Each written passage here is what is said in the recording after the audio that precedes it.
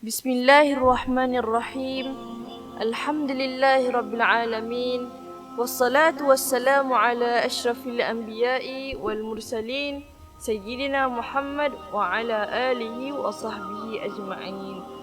Amma ba'du. Assalamualaikum warahmatullahi wabarakatuh. Kepada kakak-kakak, abang-abang, adik, pakcik, makcik, nenek, atuk, saya ucapkan selamat datang ke channel Sif J. InsyaAllah pada episod kali ini, saya akan menceritakan tentang kisah Rasul yang kedua, iaitu kisah Nabi Idris AS. Sejak Nabi Adam hingga Nabi Idris, tidak ada manusia yang menyembah selain Allah. Semuanya beriman dengan Allah. Cuma kejahatan sudah ada sejak lama. Nabi Idris disebutkan 2 kali di dalam Al-Quran, di dalam surah Maryam ayat yang ke-56 dan 57. A'udzubillahi minasyaitonirrajim. Wadhkur fil kitab Idris innahu kana siddiqan nabiyya wa rafa'nahu makanan 'aliyya. Yang bermaksud, dan ceritakanlah wahai Muhammad kisah Idris di dalam kitab Al-Quran. Sesungguhnya dia sangat mencintai kebenaran dan seorang nabi, dan kami telah mengangkatnya ke martabat yang tinggi. Al-Imam Abdullah ibn Abbas radhiyallahu taala anhu, Ka'ab radhiyallahu anhu bertanya kepada Nabi Muhammad sallallahu alaihi wasallam, apakah erti dari kata wa rafa'nahu makanan 'aliyyan? Kata Ka'ab, artinya adalah di mana Nabi Idris pernah mendapatkan khabar gembira daripada Allah Subhanahu wa taala bahawa Allah Azza wa Jalla mengangkat setiap hari dengan seluruh amalan Bani Adam, seluruh amalan manusia setiap hari pahalanya untuk Nabi Idris AS, tanpa mengurangi sedikit pun pahala yang mereka beramal. Ini adalah anugerah dari Allah Subhanahu wa taala sehingga baginda ingin amalnya banyak. Kerana baginda merupakan orang yang pertama yang boleh menulis, yang pertama boleh menjahit pakaian, yang pertama boleh merawat kuda, yang pertama yang boleh menguasai ilmu falak dan perbintangan, dan juga orang yang pertama boleh menghitung dan mengira. Jadi Nabi Idris mendapat amal jariahnya. Nabi Idris AS ataupun nama aslinya adalah Khanuk di dalam agama Yahudi dan Nasrani. Idris dikenali dengan nama Henoch ataupun Enoch.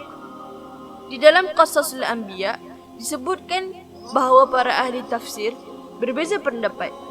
Tetapi kenapa baginda dinamakan sebagai Idris? Idris adalah perkataan yang berasal daripada perkataan darasa, iaitu belajar. Baginda adalah seorang yang sangat tekun untuk belajar.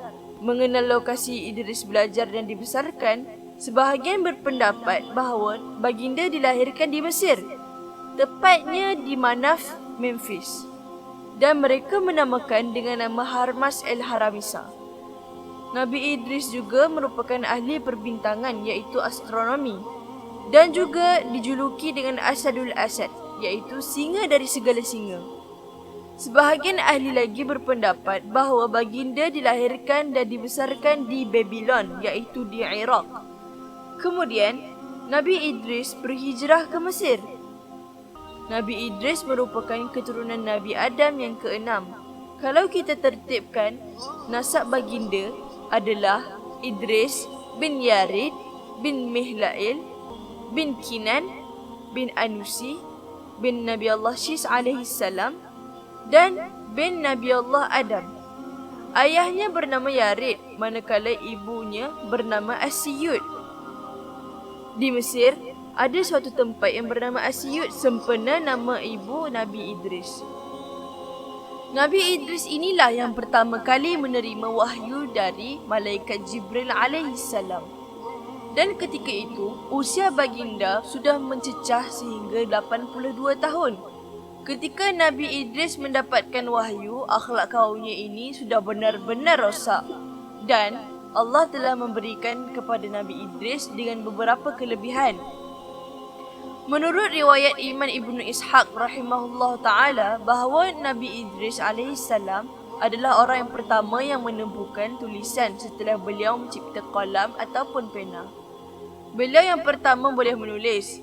Dan menurut Imam Ibnu Abbas radhiyallahu ta'ala anhu bahawasanya beliau adalah seorang yang pandai menjahit. Setelah beliau mencipta jarum, dan membuat baju dari bahan kapas ditenun menjadi kain, itu jugalah Nabiullah Idris alaihissalam. Kerana dulu orang-orang membuat baju dari kulit binatang. Dan semenjak dari Nabi Idris inilah mereka menggunakan pakaian baju dari bahan kain. Dan diriwayatkan setiap kali baginda memasukkan jarumnya untuk menjahit, baginda akan mengucapkan subhanallah. Dan baginda adalah orang yang jujur. Baginda selalu membenarkan apa yang didatangkan dari Allah Subhanahu Wa Taala. Sebenarnya dengan kelebihan-kelebihan seperti ini sudah cukup untuk orang-orang mempercayai bahawa baginda adalah utusan Allah. Tetapi kaumnya tetap tidak mahu mengikuti dakwahnya Nabi Idris alaihissalam.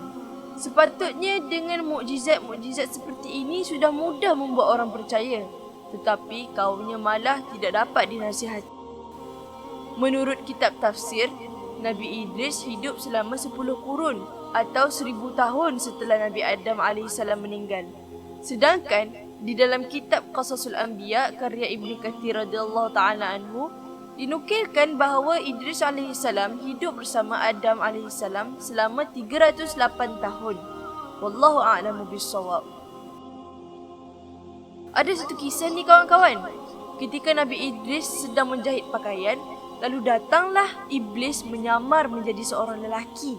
Seperti yang kita tahu bahawa jin, syaitan, mereka mampu bertasyakul, iaitu menyerupai dalam bentuk apa pun.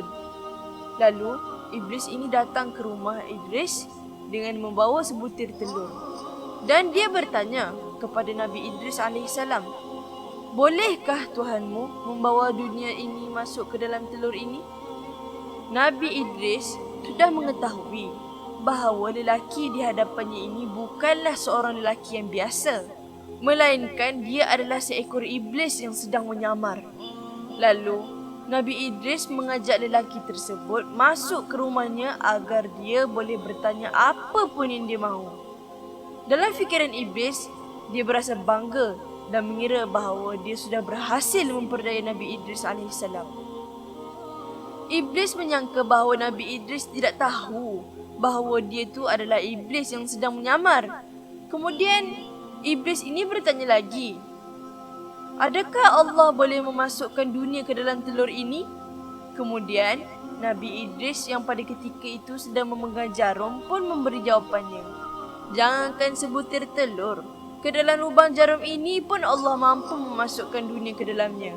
Kemudian, Nabi Idris pun segera menusukkan jarum ke dalam mata si iblis tadi.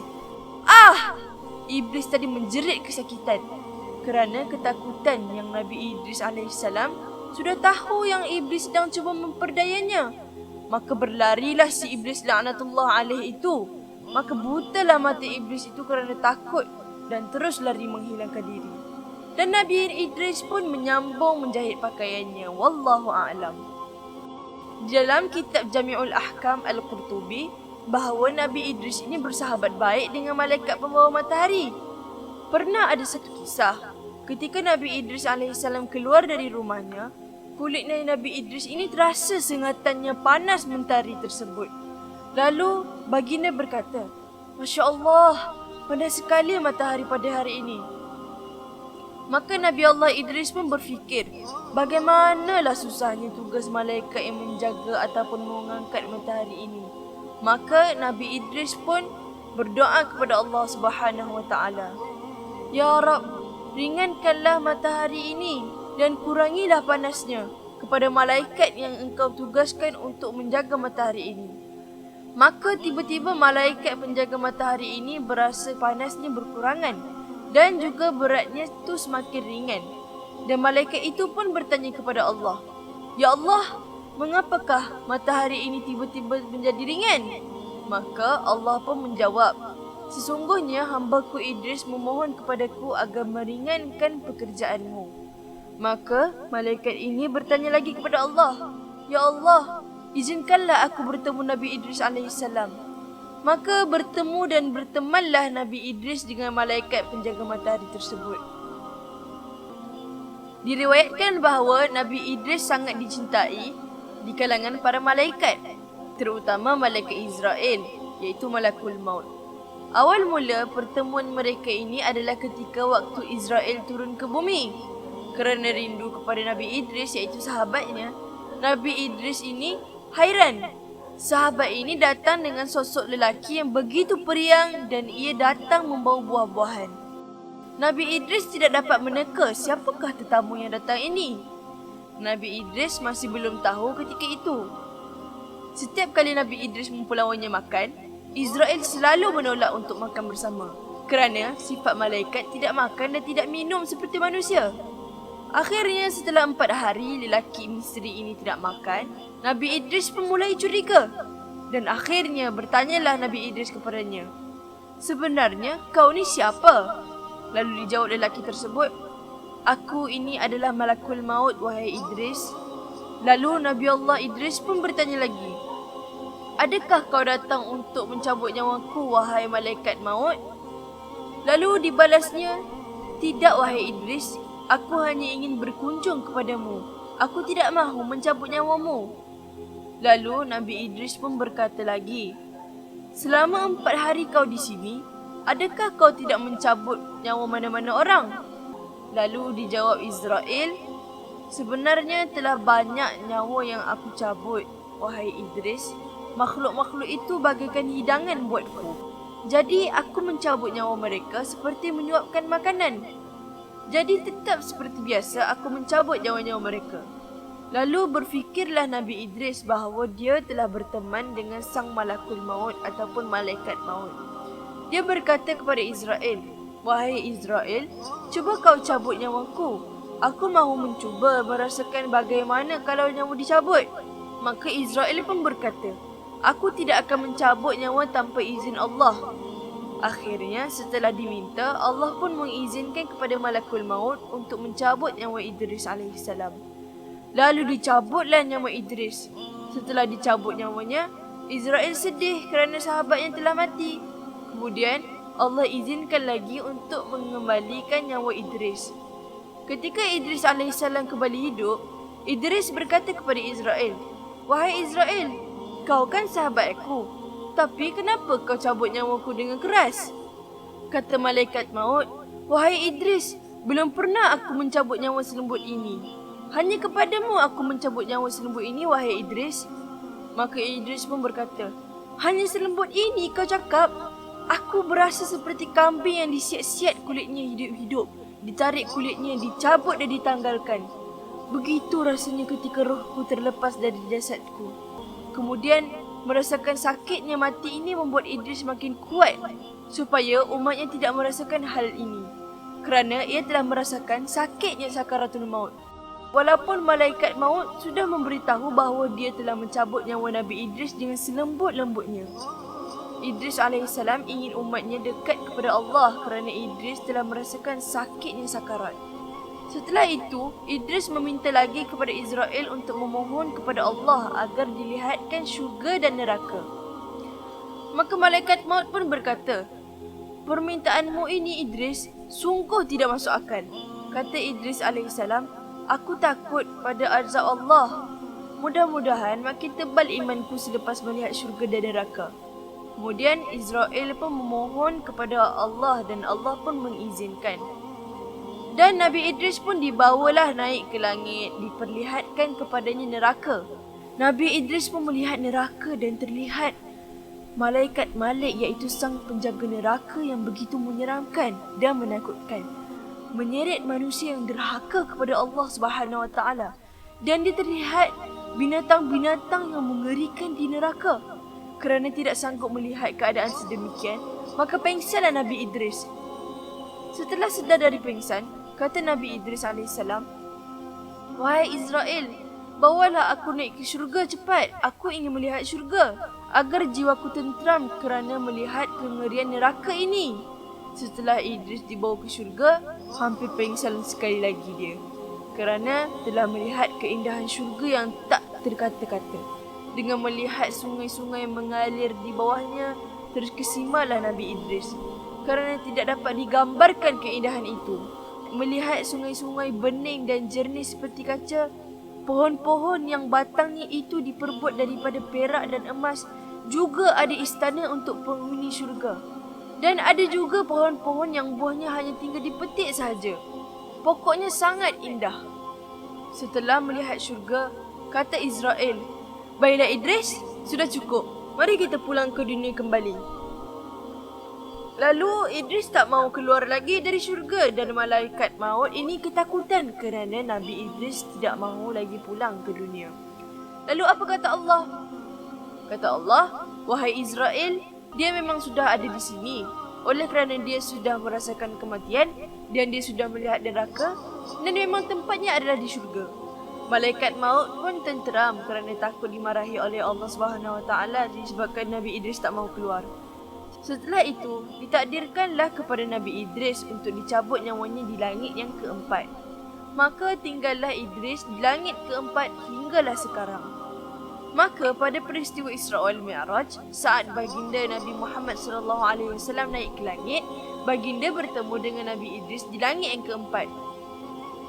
Semoga kisah Nabi Idris ini dapat memberi kita pengajaran dan ibrah bahawasanya setiap orang akan datang ke tempat ia wafat ketika itu ajalnya sudah tiba.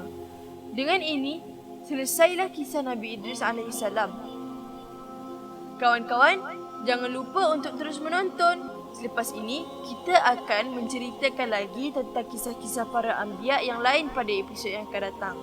Jangan lupa subscribe, like dan komen supaya saya lebih bersemangat untuk menyediakan konten-konten yang lain pula. Juga sila pastikan butang loceng ditekan supaya teman-teman akan mendapat notifikasi video baru dari kami. Sekian, wassalamualaikum warahmatullahi wabarakatuh. Wallahu a'lamu bissawab.